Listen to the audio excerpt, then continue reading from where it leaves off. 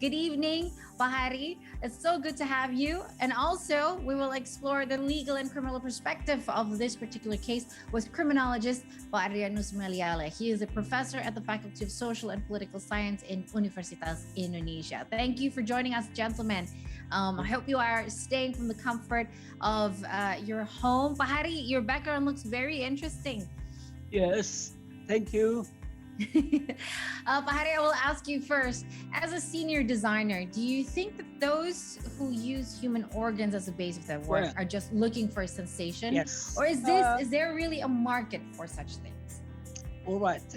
Just basically, fashion is sensation. Mhm. This is it, a sensation. But as long as it's in the corridor of humanity, ethical, and of course, with a sense of respect and serve to the customer or to the collector or to the clients. So it's not only to satisfy the designer themselves. So we should show our sense of serve. How could a lady or a woman carry a bag with such a sadistic, kind of things? People will be terrified. Anyway, so maybe this person has a problem with or a obstacle in creativity, psychologically, perceptual, emotional, cultural, intellectual, and expressive blocks also. So probably now it's different. I used to live in Paris for 14 years. And after I got my first doctorate degree in art and design in École des Beaux-Arts, and I used to work with a six upper layer fashion, the fashion houses such as Dior, etc. But they used to show the wild animals like leopard, for example, or llama. Yeah, something that needs to be protected or endangered species. But then the movie star is a French-born movie star, Brigitte Bardot, was really on the street, and I was there too. So we just against this, and I was joining the Greenpeace. I'm an activist of Greenpeace. Of course, I do agree that we are not supposed to do this. Anyway, so this is a corridor of ethical. So of course, the do and the don'ts should be there in any field, in any profession. Anyway, so to use the spine, the spine human, probably, maybe it's just only a handle of a handbag. Handle a handbag. If this person or the designer want to show the creativity, maybe he could have created something with a lighter fabrics, or like wood or something with the shape of spine. Yes. Or with acrylic. It's just only the shape that we have to appreciate. The spine is the most important part of the bone structure in human. But then it doesn't have to show that it's well. Maybe it is it's not easy nowadays to compete and to face the competition in many fields. In fashion, a lot of fashion houses closed down 1990s or 80s, like Moriani, Hanemori, the Japanese born. But the Kenzo is still survive. And I have also so many representative offices also in Milano, in Via Tortona, number 14, and also in Shanghai and Beijing. But you see, sometimes they want to get the animal prints. So you see print, but now all can be created in artificial material. Artificial is very important. Just like antique, you cannot find the matching furniture for your coffee table. Then you can just ask the professional or the carpenters to create the reproduction. Copy making, artificial is very important, because we want to convey a message, social message. For example, like please protect your spine, please protect our leopard, our orangutan, or things like this. So it's just only an image, because fashion is an image. You want to look older, you look funny, you look comical, hilarious. You want to look serious, like a politician, but mostly they want to look, very unique. Fashion is sensation. That's it. But yes, so you've basically touched on a very important thing, that is the ethical side of what to use and what not to use, and everything can be created artificially these days. So therein lies the question: why use the real spine? What certain fascination is there? But it'd be very shocking if we would find out that there is a market for something like that. I want to move to Pa Adrianus. Just out of curiosity, designers who violate the law obviously faces legal repercussions. And how do you see this particular case? Is the designer eligible as like, is it possible for punishment for this designer with Brazilian, Singaporean, or by Indonesian law even, because this has involved 3 different countries? And what do you see in regards to this particular case? Referring to this particular case, I don't think that Mr. AP is eligible for Indonesian's criminal law, because despite the fact that he is Indonesian, the offense is conducted overseas. So the Brazilian law should be applied to him. While I think that he is not in Brazilian, where the dealing is conducted. So I believe that probably at the top that the Brazilian government can do is just to confiscate the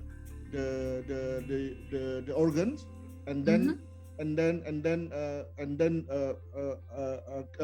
close the case. And I heard that the Interpol took over the case.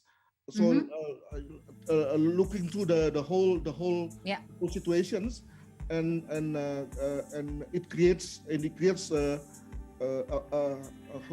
picture that actually the organ trafficking is now becoming lucrative business.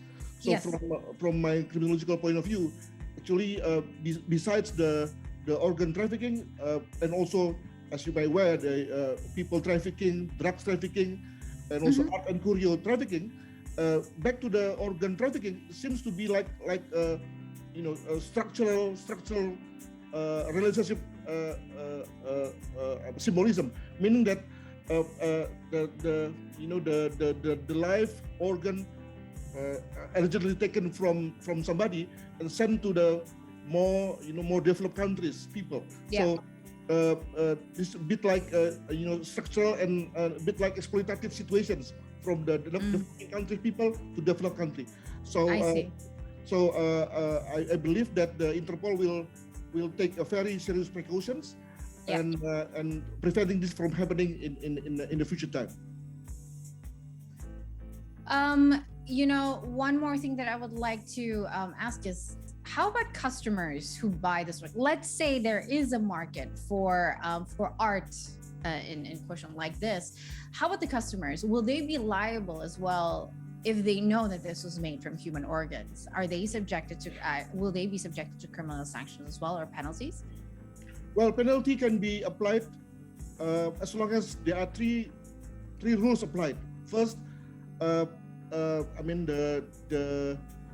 customer, also recognize, the law that will be applied to him or her.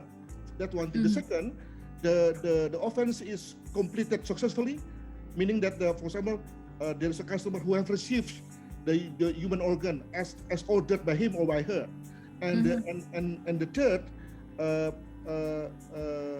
there is also the say a witness or evidence that underlies that actually the criminal action has been taken. However, in that case, then as you will be aware that the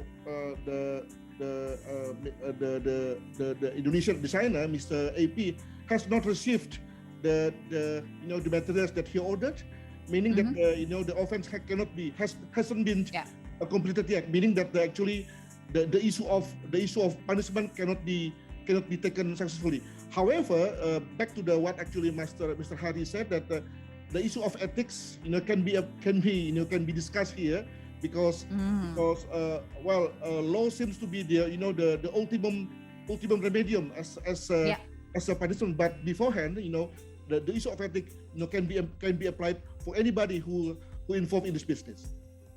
Okay, before we move on to the break, I would like to tease something and ask Pak Hari this one question. During interviews with foreign media, you've mentioned once that the use of human organs is part of the dark side of fashion. Can you please explain more of this? You did touch down just a little bit before it plays with ethics, but I hope you don't mean that the dark side of fashion is there is actually a market for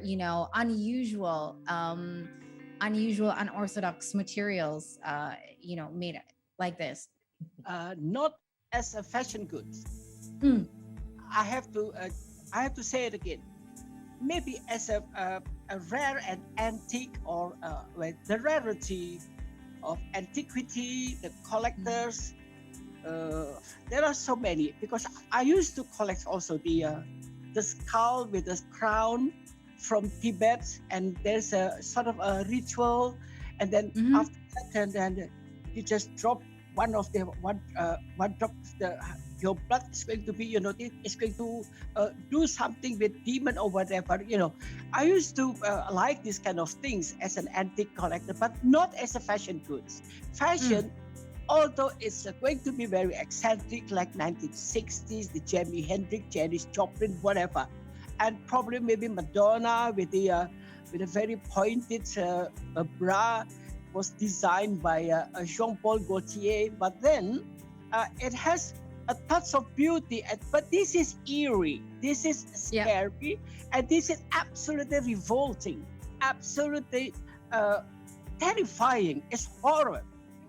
So I wonder if one lady wants to be claimed as the horror lady, maybe as a rock singer, for the statesmanship, for the showmanship, but somehow designer can create anything made of artificial things, but not the real spine or human organ. It's really disgusting.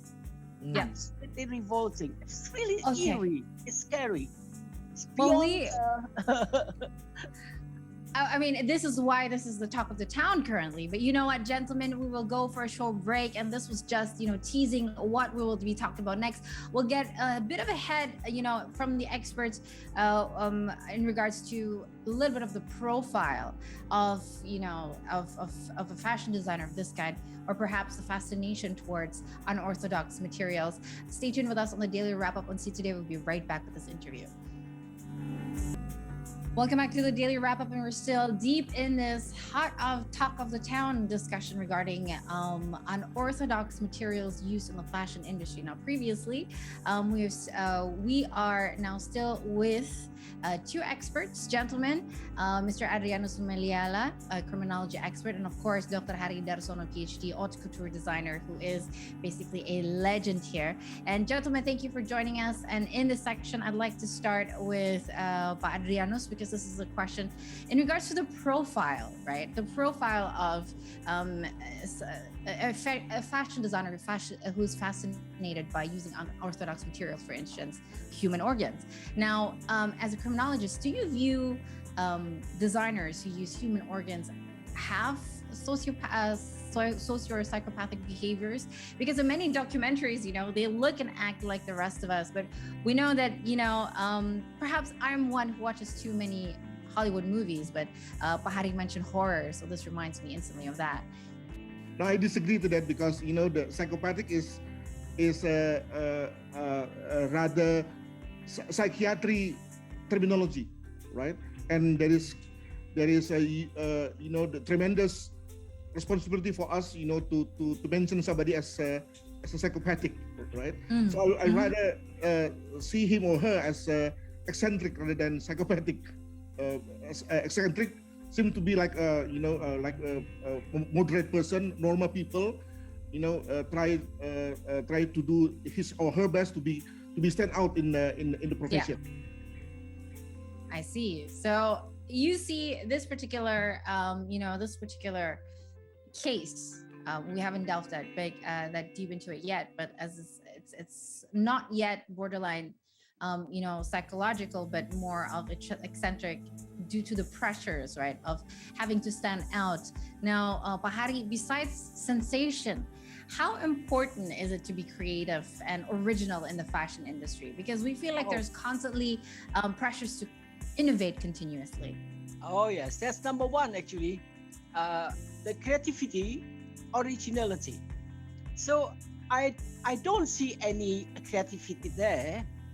I don't even see the originality. Absolutely not. It's not there because it's just this person is just coming out of the way that it should be, and he just lack of creativity, and that's what I must say. Someone with unlimited creativity, it has nothing to do with the age, and he's still young.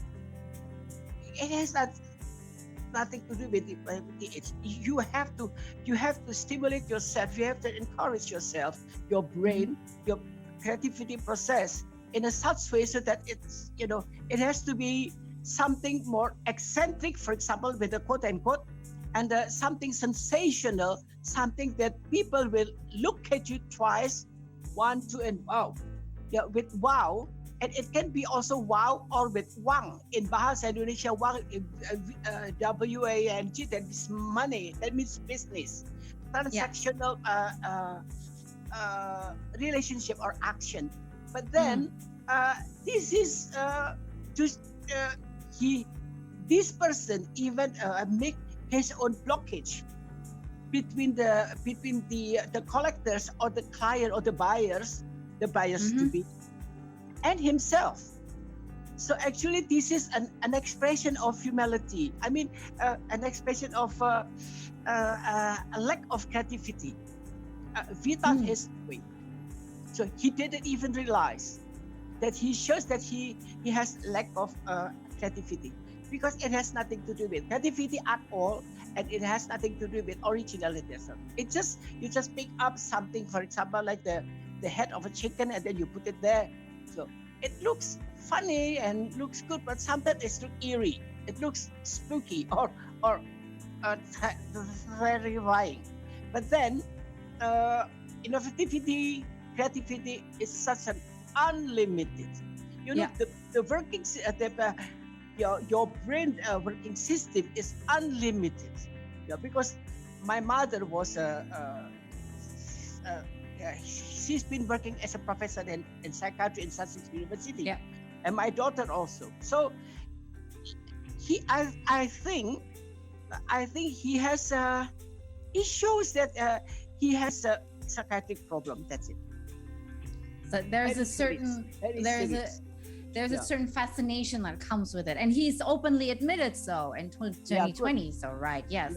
And Badri, I would like to continue with you because Bahari before mentioned that there are perhaps possible clients who would want this like as a rare commodity, perhaps like an antiquity.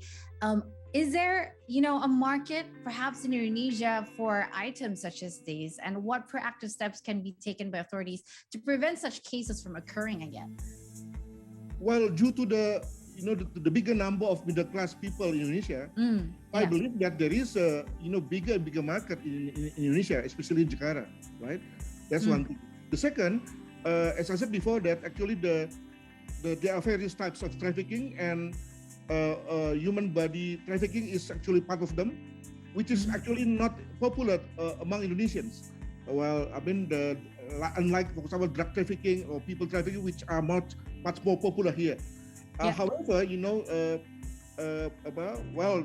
according to the data issued by Interpol, actually the market for this kind of trafficking is actually prevails, especially among people in the so-called in Europe, and they are looking for example the kidneys or cornea, liver allegedly taken out from somebody, and whether or not it is from Indonesia, I don't think so. But well, I'm not sure. But I think that there are cases of that. However, it's still below the line. That's one thing. The second, actually, this kind of cases creates lesson learned for us for the future time. The reason why I say that because well, there's also issue, for example, in Jakarta or in big cities where there are unidentified body or unrecognized body, being lying down on the streets, and then waiting for relatives, for funeral, and if there's no relatives, and the local governments take decision, well, once to bury the dead body, or to use the body and then send to the Faculty of Medicine, for the medical students. Now, and I think that actually the governance in that area is not that strong. So so there is a possibility for so-called for oknum, and then to cheat, to carry out some kind of fraud that that makes one of two bodies, and then being sent overseas, and becoming a part of the that kind of international trade, and if the loose governance is eventually be seen by so-called organized crimes that operates in Jakarta, for example, then it can be seen as as opportunity for them to make money. So again, from this case, I see this as an alarm for Indonesian police, or also Indonesian authorities in general, to take more precautions, to prevent from happening, and then also make a call for Desainer for not committing this kind of offense. Thank you. Well, the interesting part is it is shocking, because when we associate human trafficking of human organ trafficking, it's usually for other uses, but to be used in such a lucrative industry that is is part of the whole sensation.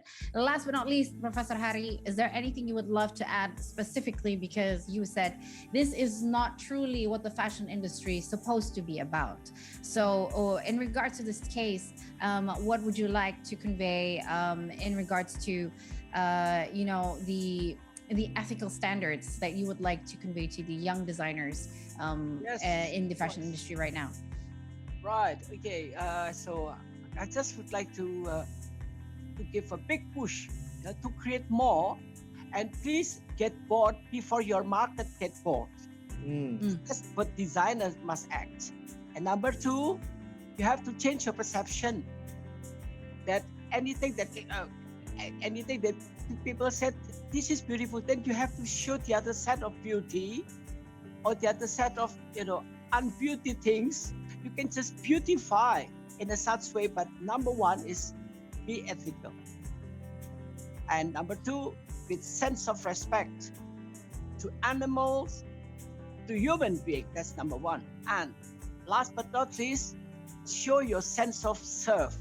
Don't satisfy yourself. If you satisfy yourself, then you don't have to butter yourself to sell. You create your long dress, you wear them. You create your bra, wear them. But you have to serve. You have to create something for others.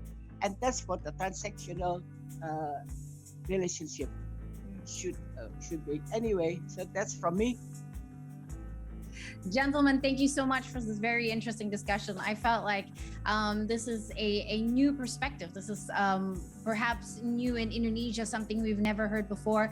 I mean, we are aware of, as mentioned before by Adrianus, that human organ trafficking happens everywhere around the world, and Interpol is taking this very, very seriously. But to have this involved in the fashion industry is something new. So thank you, as a senior designer in the fashion industry, Pak Hari, for your message, and also Pak Adrianus for clarifying clarifying what this case really means and how experts and, you know, authorities should pay more close attention to, you know, this particular dark side of the demands of markets.